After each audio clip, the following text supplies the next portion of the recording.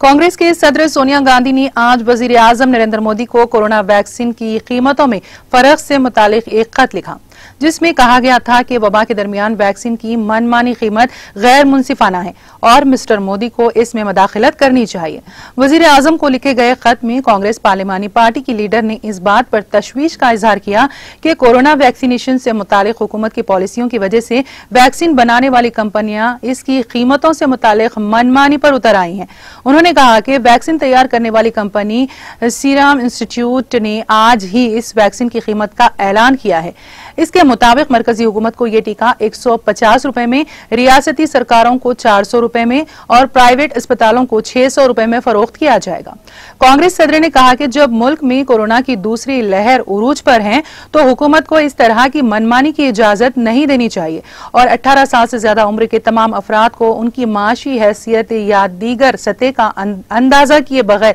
एकसा तौर पर सभी के लिए टीकाकारी का इंतजाम करना चाहिए। मिसेस गांधी ने कहा कि वजीर आजम को आगे आना चाहिए और ऐसी मनमानी को रोकने के लिए मदाखिलत करनी चाहिए ताकि मुल्क के तमाम लोगों को मसावी कीमत पर कोरोना वैक्सीनेशन दस्तयाब हो सके।